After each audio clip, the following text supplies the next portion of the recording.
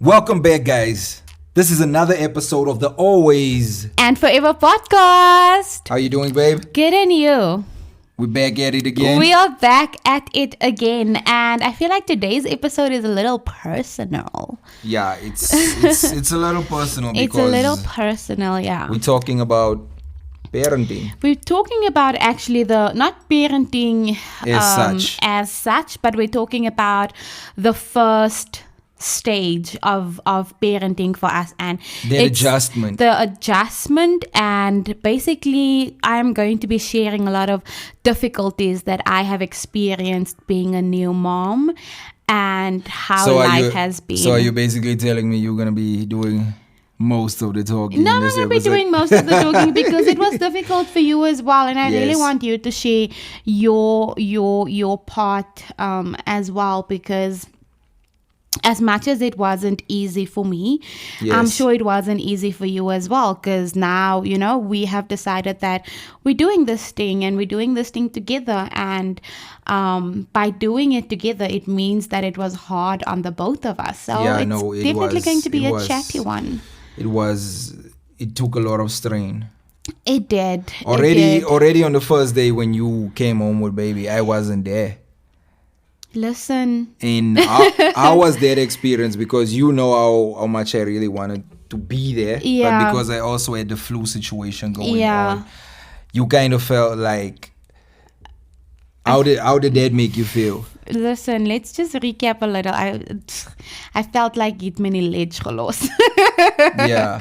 Let's just recap a little on last week's episode. So in last week's episode, I mentioned that on my discharge day, baby wasn't discharged with me on that day, and how me and Cesare basically planned it was we had this car seat and we're going to be driving together for the first time as a family, and the baby's going to be in was going to be the trip home. We envisioned our trip back home and how we are just going to be enjoying the moment, taking pictures and videos and all those kind of things, and life just didn't happen that way for us. So already I had to come home, leaving the baby in the ICU on that day of me coming home. You couldn't pick me up because you were like down and out with flu. So that already was I was just not having it that day. Yes. So also the period of baby being in the hospital, that couple of days that was left, I was the only one that could go to the baby, and at the time obviously I can't drive, so my mom had to do all the driving up and down. So that was also so hard on me because I literally felt like I'm doing this thing alone by myself, going to the hospital by myself, having to hear all the updates by myself. And I think it was only on the last day. Were you ever with me at the hospital? No, I didn't make it to the hospital. You never made it to the hospital. Yes. All the pictures I have was either pictures I took or my mom took or some nurses took of me and Zachary together. And so he came home on a Wednesday. Yeah. So that few days of him being in the ICU and me traveling to the hospital on a daily basis, that already was hard on me because I already felt like I'm alone in this.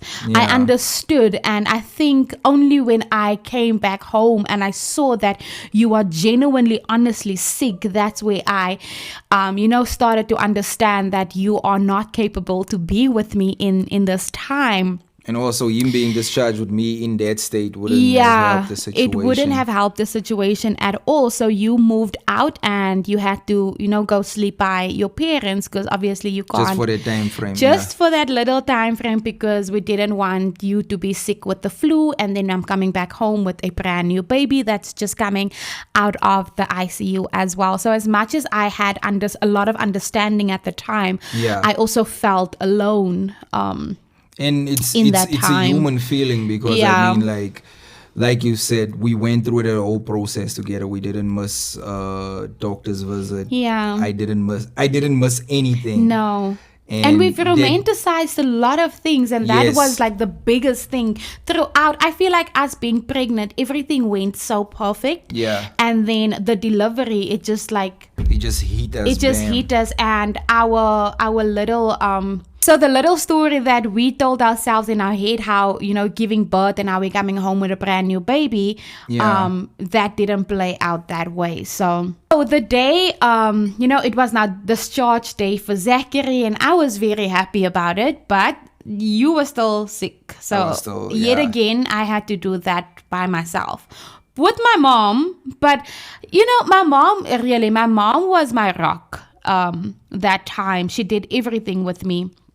And she drove me up and down, and I really appreciated that. But while you with someone that you really love and you appreciate all the time and effort that they are currently putting in, I still had at the back of my mind, like, it was not supposed to be you. It was supposed to be, my person, like, at the time. So as much as me and my mom, she was just happy to be there. That was her. Perfect. She had the best time of her life. She enjoyed every minute of it. She enjoyed every second of it. Shame. Oma felt like, I am the one. I'm doing everything. So that day of picking him up was beautiful, baby. It was beautiful because I had all these outfits that I'm like, okay, am I going to put him in this outfit? Am I going to put him in this outfit? Am I going to put him in this outfit? And ultimately, I decided on this baby blue outfit that I am going to dress him in. And when I got there on the day of him being discharged, that was also my first ever time I saw baby Zachary without any wires, without any pipes, like, and his eyes was open. And he was just staring at me, and it was just so beautiful. That moment was just so beautiful. And the nurses still asked me, should they change him or am I going to change him? And I asked them if it's okay if I can change him. And I can remember me and my mom busy changing him into his outfits for the first time. Yes. And that was just beautiful. It was a beautiful moment. I came back home with him. It was a bittersweet moment because I came back home with him and you were not there. You were not at home. I am. And the only thing you could send me was that video. The only thing I could send you was that video. So I was actually supposed to start vlogging all the way back in 2018 because I was like literally vlogging. And it's something that like you had a passion for. I've always had a passion for taking videos and recording memories and just, talking while I'm taking videos. Yes. So we still have that video. It's so beautiful. So I came in, walking in, and I laid him in his room. I took him to his room because it was very important. The code took 2 days to assemble. It was very important for him to familiarize himself with his nursery. Yes. So the first thing I did was I took him to his nursery and before I laid him in his cot, I had him in my hands and I just walked around the nursery. I was showing him his chest of drawer. I was showing him his car seats. I was showing him his prams. I was showing him all his toys and his high chairs. I was just talking to him and taking videos. And in the back of my mind, I know the video is going to go to you, but also this is just to record the moment. And have that memory. And have that memory as well. And then I sent that video to you. So it was bittersweet. Like, it was a beautiful, precious moment. But it would have been nice if it was us together. Yes. Yeah, no, that would have been nice, babe. And I remember, like, that whole time I had that flow. Yeah. I was like, I'm missing out on so much. Yeah. I felt so bad. Like, imagine feeling bad and having flu at the same time. Yeah. I think it was, you guys came back the Wednesday. And I think I came the Thursday afternoon. Yeah. I felt a little better and I was like, no, this is not right. Yeah. I need to see you guys. Yeah. And then on that day, so your mom came and my mom was there and we took pictures and it was beautiful and everything. And eventually you came back home. But you were still very distant, you were hardly, close to us or close to me or close to the baby. You were just like keeping your distance, being on the couch. If we were in the room, you would like stand, in the door. And I was just like, this is not on for me right now. I hate this. I think when I talk about that experience, remember like I was the last born in my house. Yeah. And the only baby that was born at home in that time that we were really interacting in that time frame was Sergio. Yeah. You understand? So I can't say that I've really been around that baby growing up. A newborn baby. Newborn. Like I haven't been in that situation where newborn baby comes home and it's in the house that you are living in. Like you must adjust yourself. So that was just me being like, I don't know what to do. Like this is brand new to me. Yeah. And that was a challenge in its own because with you not having any experience of a baby, and Zachary wasn't a small baby, but for you he was very tiny because you're such a big guy. So I had this fear instilled of me, like what if I am not holding him properly, or what if he falls out of my hands or something like that. Yeah, so you kept your distance for I think the first month.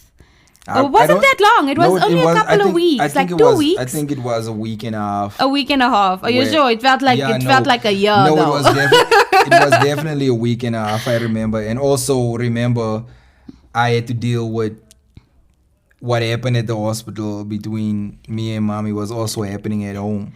Yeah, you understand? So it was so difficult. So it was also a tug of war, so like trying to settle in, and Yeah. So I think that week after he came home was also a little bit of adjustment. Remember?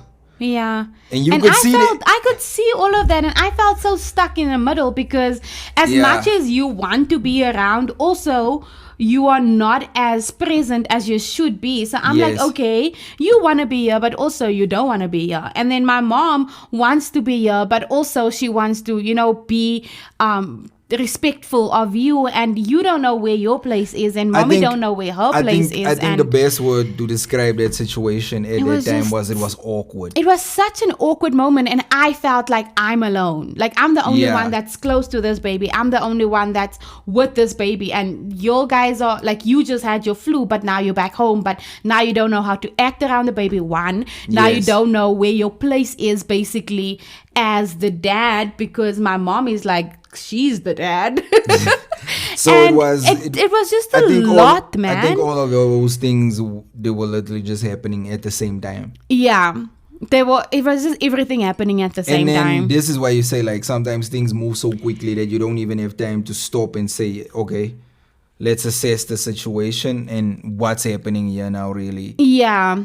So things got a little too much for me, because now I didn't want to choose between you and my mom. And also you choosing, that is not right. You can't expect something like that. Yeah. Because as much as you needed me to be there, you also needed your mother to be there. I also needed my mother to be there. I needed the both of you guys to be there, and with my mom, I needed my mom to be there, but I felt like she's taking over. If there's one thing I really wanted to do, like as much as I needed to rest and I needed to get the help and things like that, but I also wanted to be handy, and I also wanted to feel like, okay, this is my baby. You also like wanted to embrace that. I know I couldn't do a lot of things because I just had a C-section and I didn't really take care of myself well. But the moment baby came home, I was already healed. So I felt like, I could do a lot of things. But my mom also just wanted to do everything. Yes. And that just was a little bit of remember, I think there was a day where the tension got a little it got so intense where you even said, like, babe, don't you think it would be better, like, maybe if I move back home? Remember, because you were so frustrated with not knowing what to do next. Like, you thought that would be like the solution. And remember, that was the day I told you, hey, winner. Yeah. I'm not going anywhere. Yeah. Yeah, no, I just felt like, maybe if you can just move back to your parents, my mother can just go back to her house and I can just be in my house, then I would just, be by myself. Like, I don't have to think about a lot of people. I'm by myself. That's fine. There would be no tug of war. But, that was not how we planned for things. But yes. The other thing that made it difficult as well was, as much as I, wanted you also to be there, now you also afraid of being there. Like, you want to be there, you are in this tug of war with my mom, but also you're not doing anything. Like, you're not being handy, you don't even want to touch the child's finger. So I'm like, also like, I'm fighting for you here, but you are not even doing anything. So that was just so frustrating for me. I think what happened also there was, the situation, me just going back to work also didn't help the situation, because it was 12 hours that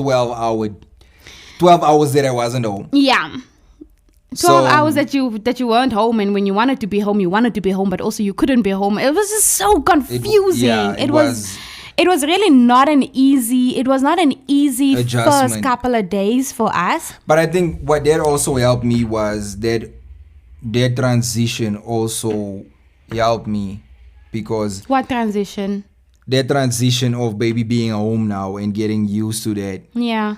That also helped me, like, that parental instinct kicked in by me to say that, you know what, standing here in the doorway and all that is not gonna help. It's not gonna help, yeah. That's why I told myself, because I didn't break down that time, because I'm still gonna go to where I finally broke down. I didn't break down the time where there was, the war between you and my mom, and the war between me and you, and then the war between me and my mom, and then I'm here also with a baby that's also just crying, because Zachary cried every day, the whole day, all the days. Colleague baby. Yeah. So he was also just crying, but at the time we didn't know that he had colic, right? Yes. We were just like, why is this child crying? We only found out when we went for his first checkup. When we went for, that he was crying. So, I think just when you kind of settled in, with I can't be the dad standing in the door, but I want to be there. I actually have to be there. When your parental... There's a difference between just being there and actually being there. Yeah. Yes. So when your parental instincts kicked in, that was the time where I started to actually break down. Because now I decided, okay, mommy, you go home, sleep at your house, and we have it from here. Have it from here. But the one thing you need to do is come back during the day. I think it was just the fact that we were all in the same house together all day and all night. That didn't work. But because we were staying so close to my mom was literally 5 minutes away, like a 5-minute drive. Yes. So I kind of put my mom out of my house, but I was like, I'm not chasing you away. I still need you to come back every morning. But I just need you to, at 6:00 at night, go to your house so that we can just figure out, what are we doing with this baby? And then in the morning, come back home. That helped much. But that time frame was also difficult. Because remember, it was the time where you asked me, where you were like, babe, I need to go home for 2 weeks. No, I didn't ask you to go home for 2 weeks. You told me. No. So you are remembering this whole thing very wrong. Okay, so now... Zachary is crying non-stop. I get no sleep in. I don't know what am I doing with Zachary, and I'm just so tired. So since the day I was discharged from the hospital, my mindset was just go all the time. Yeah. I just had to go to the hospital every day. I just had to go see my baby every day. I just had to go pick the baby up, and now I'm back home. Now I just need to, be active. And also because I wanted to be so hands-on, like I didn't want to, not bath my child or not do things. That kind of caught up with me. And then I can remember there was this one day that Zachary was just crying nonstop. And back in the day, I didn't know about postpartum depression. I didn't even know there's a thing like postpartum depression. I didn't even know about it, yes. All I knew was I was looking down at my son, the one thing that I really, really love. I love you and you're so beautiful, but also at the same time, I just want you to keep quiet. And in my mind, how I'm thinking of how you need to keep your mouth shut it's not it, eh? Because it's not a right. Baby. It's a baby. Yes. I'm like, kan ek net jou mond toe druk vir 5 minute? And that's where I realized, okay, I'm a little out of place here, because how do I love you so much, but at the same time I want to just shut your mouth? You know? And that's where I just started very calmly. I can remember I just started very calmly packing my bags and packing his bags. And I think when you came back home that night from work, I just told you I love you, but I'm going to my mother's house. Yeah, I remember. I don't know when am I coming back home though, but I'm going to my mother's house. And I'm taking the baby with me, obviously, because I just feel like I'm a little out of place. And I'm struggling a bit, and I just need someone else to take care of the baby other than me. Yeah. I went back to my mom's house, and you know, my mom, she was like, ek het het geweet. Yeah. My mom was like, ek het het geweet. And you know how my mom can go on, like when she she was right in the first time, in the first place. It was a situation of, I don't want to say I told you so. I don't want to say I told you so, but I told you so. I told you so. Yeah, and I got there. And you know, the one thing I should say is that my brother was my superhero. He was a lot of help during that time. My brother was my superhero. So at the time, even in his weakest moment, because at the time my brother was still struggling with substance abuse. Yeah. But the moment I walked in my mom's house, it's as if something in my brother's brain told him, this is the time I need to actually man up and be a Buddha to my sister right now. Because he helped me every single moment. Yeah. He helped me. He would allow me to sleep. I remember you told me that. You told me that, like, that time frame where you just could get those 3 hours in, 4 hours in. Yeah, he was like my bedside nurse. He would come to me in the morning, wake me up and say, Zachary is awake. Just, breastfeed him. I would breastfeed Zachary. He would take Zachary away from me. He would bob Zachary. He would tell me, Salap. I would sleep. He would wake me up and say, I made something to eat for you. Eat. And then I would ask where the child is. He would say, no, the child is fine. Baby is busy sleeping. You should also sleep. He was literally just my role model at the time. Him and my mom. And at that time, how were you still, where was your mind frame at in terms of the postpartum? Like I said, I didn't know what postpartum was. But you just know that something was a little bit off. I just knew the feelings that I'm feeling right now and the things that are going through my head is not healthy. They are not healthy things, and I need to be around my family right now. Yeah. And I basically need to go back to my mother's house.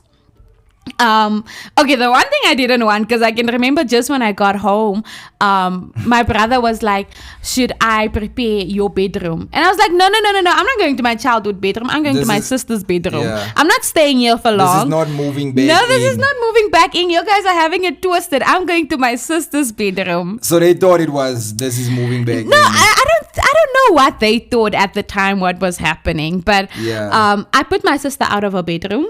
And she and her kids went to my bedroom. And I just used her bedroom for the couple of days. I think I stayed there for 2 weeks.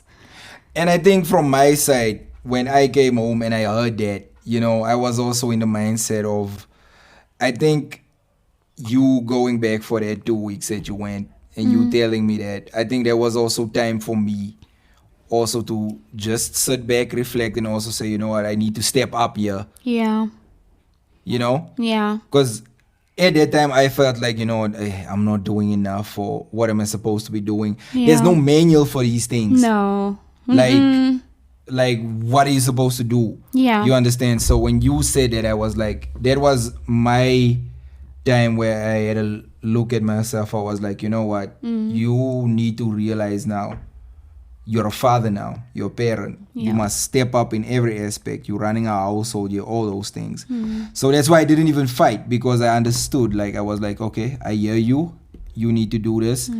So I think you having that also helped you through that time frame. And that gave me also that time to say, when you guys come back, because I know you guys are coming back, I need to be... How did you know we're coming back? What if I didn't come back? I just knew you were going to come back. I just knew when I was like, okay, when you guys come back, I need to be ready. Yeah. And you were. I think that was the moment where I just went into overdrive. Yeah. Yeah, you definitely went into overdrive, because I didn't sleep. Oh my goodness. When we came back home after that 2 weeks, I think you could see super dad. I think you could see that I was ready when you came back. You were like, yeah, no, because I told myself like this thing, like I need to follow this through. Yeah. I made a promise. I was like, I'm gonna be by your side. I'm gonna be there. Yeah. And what I'm doing currently now is not adding up to what I said. Yeah. My words and my actions, they were just not corresponding. But when you guys came back, I remember, I think I was standing there at the door. I was like, it's like, hand me the baby, Yes. So that is where that kicked in. And I think from there it was just non-stop. It was just non-stop, because, you went into overdrive, into being a dad. Yeah. That, so I breastfeed, but I didn't breastfeed for a long time. Yeah, and then we switched over to... Because I remember you also was like, you were bleeding a lot while you was breastfeeding, because he was drinking a lot. Listen, breastfeeding, I'll try it again with the next baby. But baby number 1 now, Yeah, it was just not happening. So we switched over to formula, and you were such a dad that up until today, nobody should ask me, like, how... I know how to make baby bottles, but I never made baby bottles. Like, you never even allowed me to make a baby bottle. Even I would think of making bottles, and the bottles would be stacked like this already. You would be like, the bottles is class. Yeah, when you made a decision, we're like, okay, we're gonna go over to that. I was like, you know what? Let this be my department. Really? Let me master this thing. And you mastered it, hey? Like, you mastered it. It got so bad that whenever we went for a checkup at our pediatrician, and the pediatrician would ask, like, how much is he drinking during the day? How much is the bottles on? How are you scooping it? It was so bad that I literally had to turn around to you. Like, the doctor's talking to me, but I would turn to you and be like, babe, how many scoops is he drinking? Like, how many bottles is he drinking? Because that was just not my department at all. I think also in that time frame, babe, like me stepping up and being hands on, like even changing his diapers. And, like, I mean, I stayed away still from like bathing and that stuff. But the other stuff I didn't shy away from. No, you didn't. I was like, you know what, this thing needs to work, and this requires both of us. This requires both of us. For it to work. Exactly. And you took it to the next level. Now, also, do not ask Marilee at all, how does it feel to wake up during the night? I don't know. I don't know that. I've never woken up a night in my life. Because... No, there is nights. There is. Babe, on one hand... We can literally on one hand. So, you know what? I am a light sleeper. So whenever I just heard a little noise from Zachary, I would be up. Yeah. And you know that. I know that. But then you took it to the extreme. Because remember that one night that I told you? Because Chizzy was so up it. Now, you were like so on it that whenever you would just hear a beep, you would be by the baby. Yeah. And you would be there already. Give the bottle, change the diaper. You would just be there already. And I can remember you were so that one night I still told you gaan jou bene breek. Because I flew out of bed. I don't know what happened. You would take 2 steps and you would be at his crib already. Yeah. You would take 1 step, 2 steps, and then you would be there already. And that one night you almost fell. I almost fell there one night. Exactly. I remember, yes. But then I think that also helped you, but just to get some needed rest in. It did. It definitely did. You were drained after everything. I was drained after everything. Coming back from my mom for the 2 weeks, that was really a very big help, because then I got a lot of rest in there. And just as like I was ready, you were also ready. Yeah. We were both ready. But now also the problem is, I think what made it a little worse for you is that time frame where you actually wanted to connect nicely with baby. You had to go back to so work. See, like it was just not easy. Hey, so within the month of Zachary, we found out that he has colic, because he was crying just nonstop every day, whole day. He was crying. Yes. And we found out that we have a colic baby, and it was quite severe. And he had a severe chest problem. Yeah, and he had a severe chest problem that ultimately they diagnosed him with asthma. So it was just not fun for us. So that first, basically his first year, he was admitted every month into the hospital. And remember when he was admitted, it was 5 days. It was 5 days. Not less than 5 days. 7 days. It was always a long duration. So we were just always tired. We were constantly tired. Hospital in, hospital out. Exactly. Yes. So that so I had to go on maternity leave a month before I actually had to go on maternity leave, just because I couldn't walk anymore. So that resulted in me going back to work 1 month early. So when I went back to work, Zachary was a month and a half. Yes. And at the time of me going back to work was actually the time I just started connecting with him. Yes. But now I had to go back to work, and work meant 12 hours of working. That time I was still breastfeeding. So now I am 12 hours away from basically my just born baby. Yes. And I am breastfeeding. My breasts are hurting. It was just a horrible, horrible time. So me going back to work resulted in me losing connection with the baby.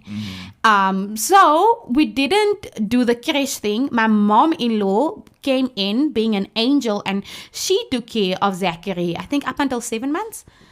No, 6. It was 6. 6 months. It was 6 months. Zachary was up until 6 months. So my mother-in-law and Zachary had more of a, bond than I ever had a bond. The only time I had a bond with Zachary, because I was working so much and because it was such long hours, by the time we would pick Zachary up, he would already be bathed and fast asleep. And sleeping already, so I had no relationship with the baby. And that's where the postpartum also it came back. It came back, yes. That's where postpartum basically came back, because now I'm disconnected from the baby, and breastfeeding became hard, and now also he's not a healthy baby. He's a sick baby as well. Yeah. That's constantly in the hospital. And the only time I am full days with this baby is when we are in the hospital. Yes. That's the only time I was able to be a mother, basically, to Zachary. So that was also very, very hard. It was bad because you were working 12-hour shifts and I was working. Yeah. And also, remember, this was the time we were juggling living together as well. So exactly. So the whole place was literally a mess, every day. Yeah. And it wasn't because we wanted it that way. It's just because it ended up being that way. Yeah, it's going to work, coming back, getting ready for the next day, waking up, going again. Yeah. I think where it hit me that I basically, have no... I don't want to say no relationship with the baby, but no attachment. Latching phase. Yeah, we had no latching phase. Also, we had no, it was just this is a baby. Yeah. It's a baby. But that's why they say that postpartum, to go through that, it's such a difficult thing to go through. It's very hard. And remember, going through that thing, we still didn't know about it. It's only afterwards that we really I basically found out about postpartum depression a good 2 years ago. 2 years ago, and that was when he was already two years old. That's where I actually realized, oh, okay, so all these things I was actually going through postpartum depression at the time. Without even knowing. So where things like basically hit for me was, remember when he got a fit? Yeah, he got sick. And that was the first time I realized you actually felt fear that it was like my baby. That was the first day. Yeah, I felt like my baby, like this is my child. And I think that time he was already 5 months. Yes. Pregnant, because not pregnant. He was already like 5 months. He was a 5-month-old baby. Yes. So my mother-in-law was taking care of him at the time, and then my mother-in-law let me know that my son was having a fit, and I think that was the first moment, because I didn't have the car and you had the car. Yeah. So I had no means of transportation to get to him. From Springs to Benoni. Yes. And one of my friends that I worked with, she actually helped me out that day. I think that day was the first day that it basically clicked to me, like, my son, my baby is not well. Like, my baby is having a fit. And I think that incident that happened brought us, or that incident basically it hit you that, hey, I have a child. I have a child. Like, he's sick now. He needs me. Exactly. I need to show up. And I basically need to get back to myself and, focus on my baby. Yes. And I think that is where we made a lot of changes.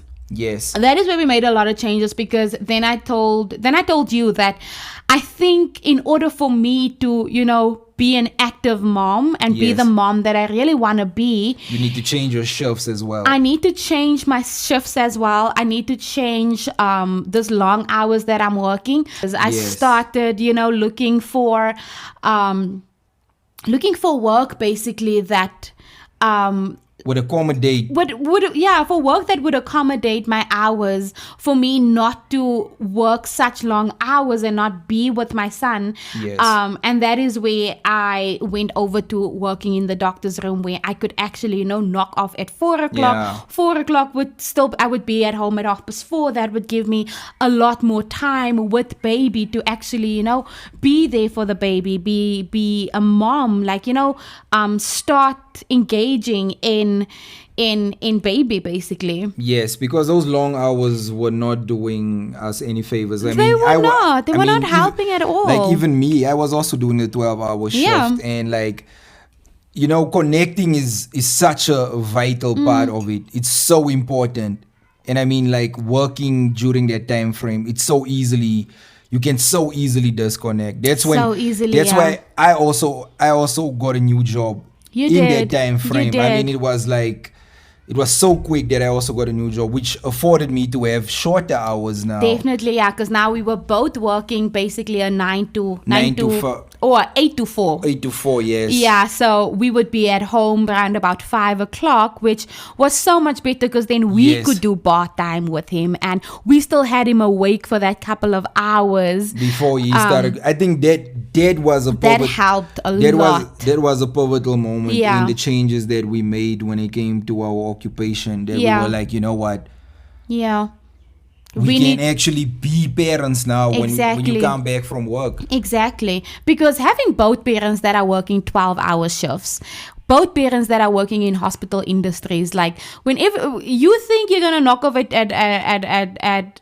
7 o'clock, and then you might even get home at 8. You might even get home at 8. So 8 o'clock, the baby's already sleeping, and then in the morning you already have to be at work at 7 o'clock. So you're also dropping off the baby while the baby's still sleeping. So you have basically no relationship with the baby at all. Yes. But when we started making changes in our work, The connection started to grow. The connection started to grow because now we were awake with him 6 o'clock in the morning, and we still had that little time in the morning. And in the afternoon, before it was bath time, we still had play time and then bath time and then putting him to bed. So we could create a relationship and a routine that worked for us. And I think that's basically how we eased into that thing, Yeah. That's our journey. That's our journey of basically our first introduction to parenting. Yes, and then when we finally settled into that, that's where we found our groove. That's where we found our groove, and that's where we found our footing.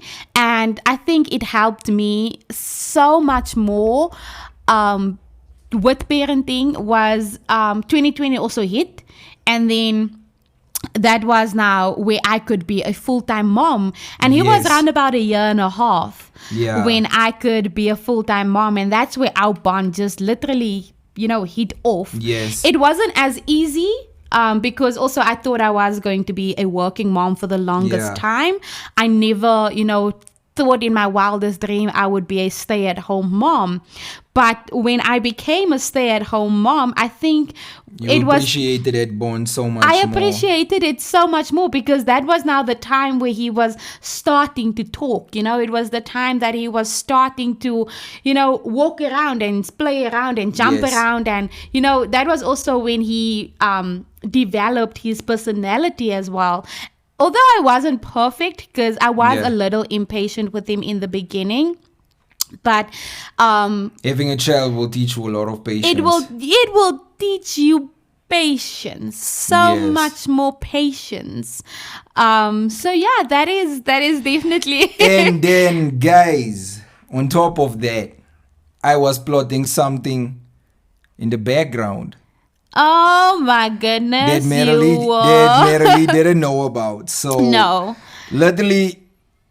That is going to be our next episode, guys. So literally I was plotting for us to get the ball rolling on getting married. My goodness. Marilee had no idea I was planning this. No. And this was amidst everything happening. Like, I can honestly say, like, everything happened for us in a space of 2 years. Yeah, I know. Like, and 2 years sounds like a long time, no? But it's really not when you are trying to figure out what am I even doing, like who am I even, you know? So that's gonna be the next episode, guys, how Marilee went from being my girlfriend to now being my wife. Oh my goodness, that's gonna be such a cute episode. That's gonna be such a cute episode. It's also gonna be very personal, obviously, because it's our engagement story and marriage story as well. But I don't think it's gonna be as deep as this one. I feel like this one was a little bit deep and raw. But at the end of the day, we're just being honest. We're just being honest. It's necessary discussing those type of things. I mean, it is. Like even now we know that the postpartum thing is a real thing. Yeah, we're so much more educated now. Like back then we didn't do research. No, we didn't. Like we had a specific way of the way things were gonna go. And Yeah, you know, back in the day, die groot mense het gesê, kind maak as die perekopie. But you also don't tell us wat is die perekopie, you know, like tell me wat is die perekopie. So then, we basically had to tell you wat is die perekopie. Exactly, babe.